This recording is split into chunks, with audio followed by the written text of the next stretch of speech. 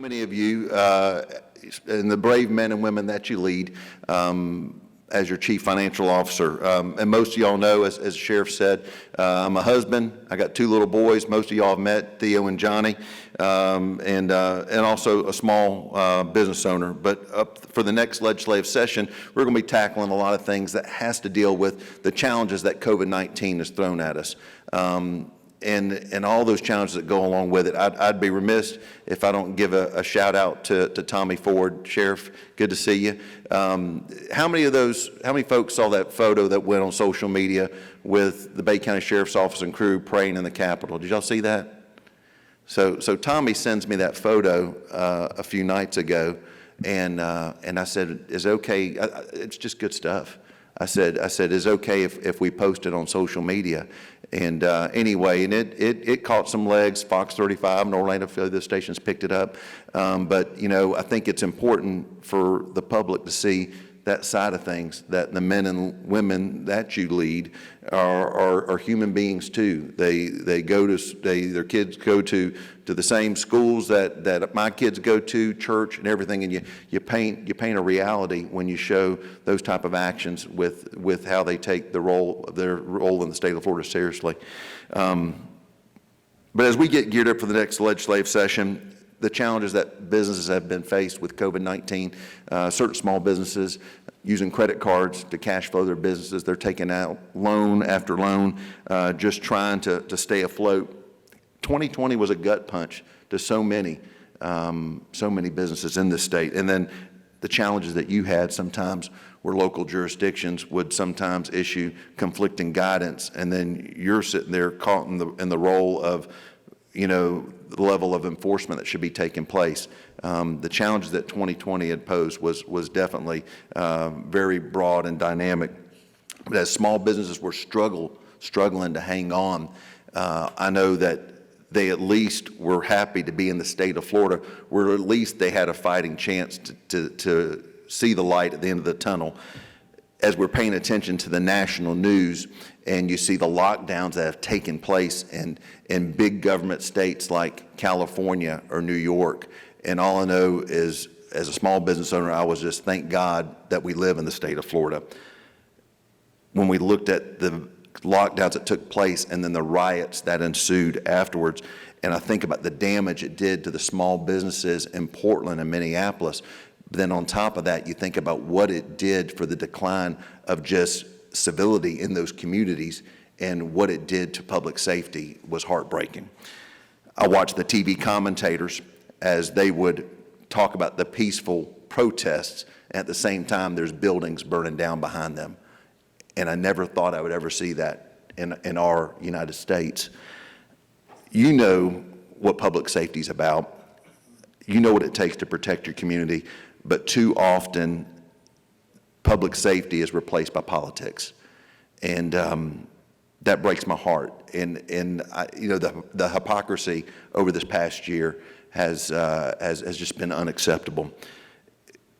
If you look at Minneapolis, you had the city council; they were voting to defund the police, but at the same time, you had city councilmen that were using private security forces being paid on the taxpayers' dime. In the case of California, here the mayor of Los Angeles was voting to defund the police by billions of dollars, and at the same time using private security force in order to provide protection to the mayor. And then in Portland, you had the mayor of Portland who was going to propose defunding the police by $12 million in Portland, and then decides that I'm going to sell my $850,000 condominium because the violence is so bad. I'm done with all the virtue signaling that has taken place in the environment of these spineless politicians who, you know, condemn police, condemn law enforcement, and then when the cameras are turned off, they're asking for help.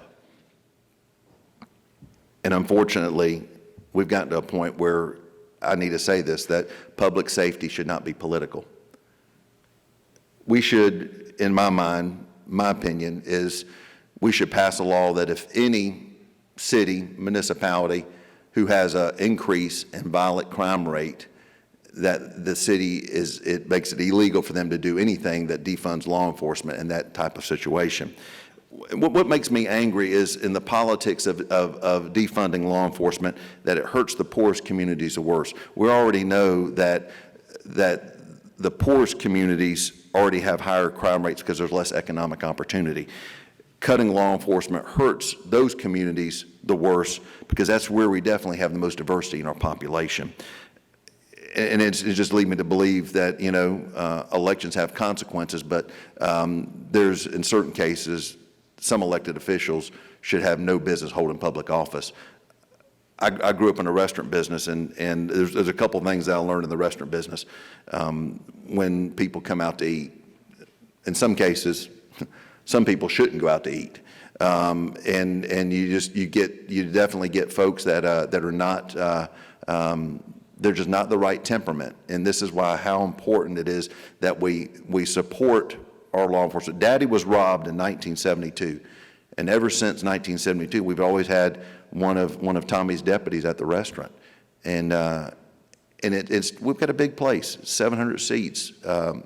Mike, you've been there. Your daughter worked there. We got 700 seats. We'll have 600 people waiting for a table. And it just happens, you get knuckleheads that show up that sometimes just have got a little bit too much vacation in their system, and they do stupid things. I got to share one funny story, and this is not in my script of talk, but I'll never forget, Mark Bailey was working that night at the restaurant, and a young man who was 18 skipping out on a bill. The little girl that was with him was 16 years old. He did not know she was 16.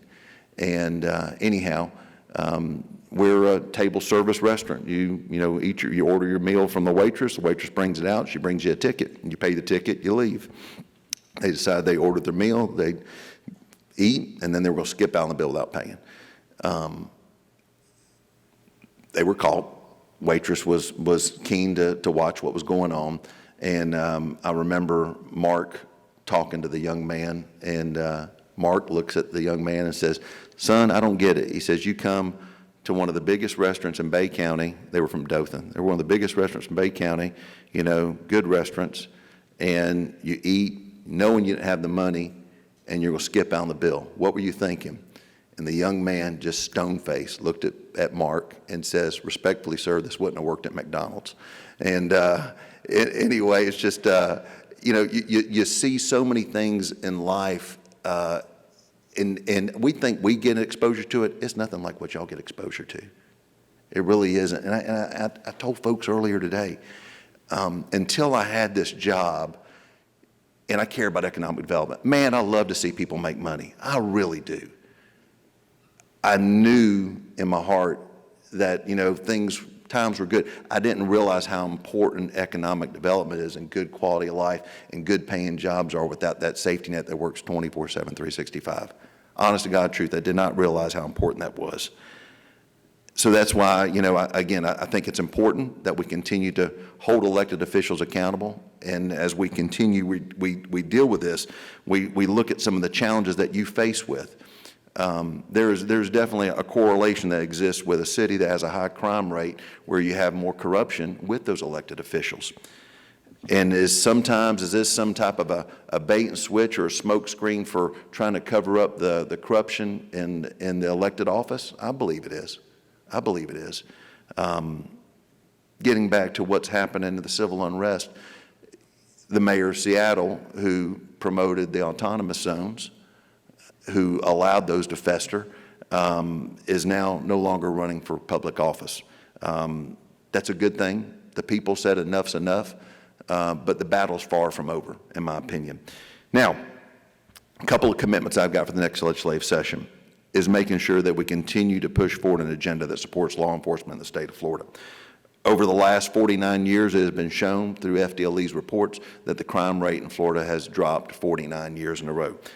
In my opinion, and I don't think it's my opinion, I think it's a fact, the reason why it has dropped 49 years in a row because we've allowed law enforcement to do its job in the state of Florida. But it's time to send a message to the rest of the nation that unlike some other places, Florida backs law enforcement. Now, put my financial hat on, there's no two ways about it. The next 2 years are going to be tough in Tallahassee. we're going to have a $3 billion shortfall in the state financially. President Simpson, Speaker Sprowls, both of which are good men, they have signaled that they're not interested in raising taxes or fees and bringing everything in for a landing. I think they're good leaders. I think they're showing that they can live within our means. But just like small businesses, Tallahassee, we have to streamline. We have to right size our government to fit the needs of the people that we serve. But by no means, any way, shape, or form should we do it on the backs of law enforcement. And in my opinion, now that's even more so. Now more than ever, we need to double down on our support for law enforcement. That's why next session, I vow to make sure we fight and do everything possible to ensure that there is no efforts of any shape or form to defund law enforcement. I'm not in the legislature anymore. I don't get a vote in that chamber anymore, but I get a microphone, I get a cool podium, I can rattle sabers, and I'm going to make sure that we do everything possible that law enforcement has the backing that it deserves. Moreover, as a member of the cabinet, most of y'all know, FDLE and highway safety, we get to approve those budgets. No, Colonel Spaulding was here earlier. He's still, hey, Colonel, good to see you. I'm going to make sure Colonel has everything he needs. And as we approve his budget, we're going to make sure that we continue the type of support that all law enforcement needs, at least from the official role that I have in our state. Secondly, Governor DeSantis came out early on, and I appreciate his leadership, but we need to make sure that we pass his Combating Violence and Disorder Looting Act. And it needs to happen this legislative session. With the awakening, what has happened with the summer protests, we witnessed a couple different things. We witnessed civil protests of individuals who are trying to have, public debate on how to work better by their neighbor. And then on the other hand, you had those that came out and took advantage of those environments and destroyed those somewhat peaceful events and turned them into events of looting, arson, and even some cases murder. Governor DeSantis, I think, has proposed common sense legislation so what happened in Portland, Chicago, and Minneapolis doesn't happen in the great state of Florida. Most of y'all remember what happened with Captain David Dorn, where his murder was streamed live on social media. David Dorn was a talker. He was told to have the gift of gab.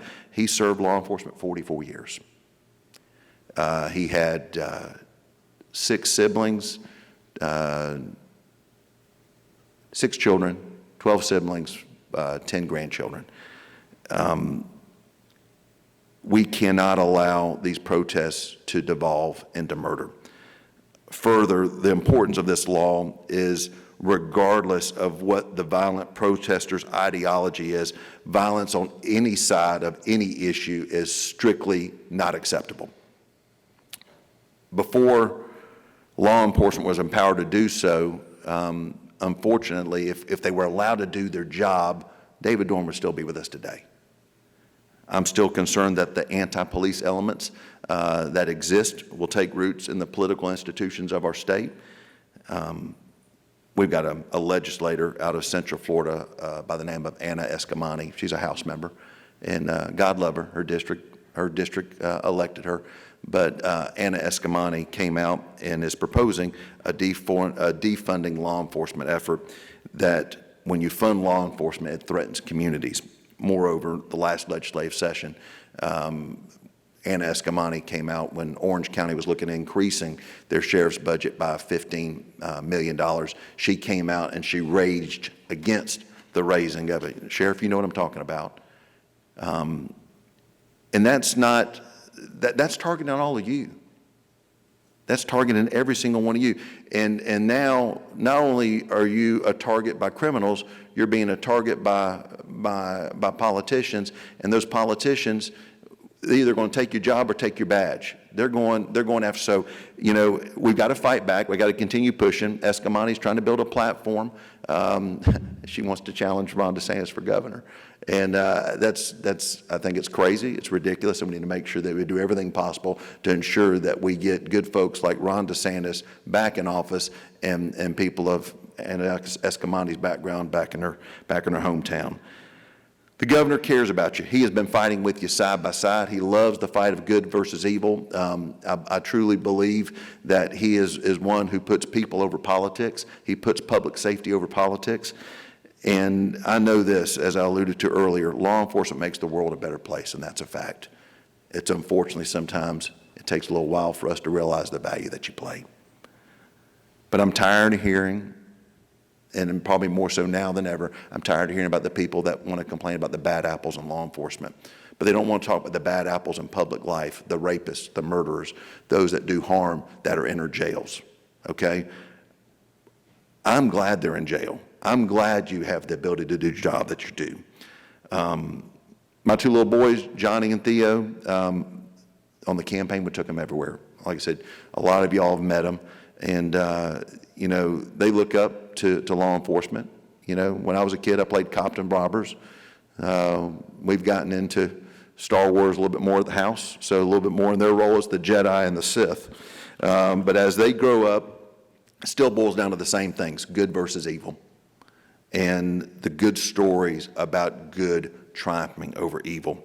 The reality is it's all around us. I know sometimes good people make bad decisions, but I also know that our prisons are full of people that are bad people. The men and women that enjoy doing harm, taking advantage of others, hurting others, deserve to be in jail. And I'm glad they're in jail. You get that loud and clear, but too many politicians don't. And I still think that outreach, education, embracing, electing the right people continues to create the environment we have in the state of Florida. I was so, all of us watched the news this past year. I mean, it was just such a terrible year in so many ways. And as I saw, you know, the businesses looting and the challenges that other cities had, I thought, God, thank God I live in the state of Florida. And it just made me that much more proud to be living in a state, but also was, again, an awakening for me how much more we need to support law enforcement. You and the deputies that you lead respond to calls 24/7, 365, through birthdays, through violence, and then you're comforting individuals who lost loved ones through drugs or violence. You're on the front lines, and you're responding to calls no matter what the circumstances are. But 2020 brought a lot of bad things to a lot of good people. But I think the worst thing that came out of 2020 is the anti-law enforcement culture that's making it into mainstream United States. And we need to make sure that we continue supporting elected officials that have the courage to back the badge. As far as I'm concerned in Tallahassee, that will always be my case. You know, thank you for fighting for us. Thank you for doing it every single day. And it's time you hold us accountable, and we do that for every single one of y'all this year in Tallahassee. God bless. Thanks so much.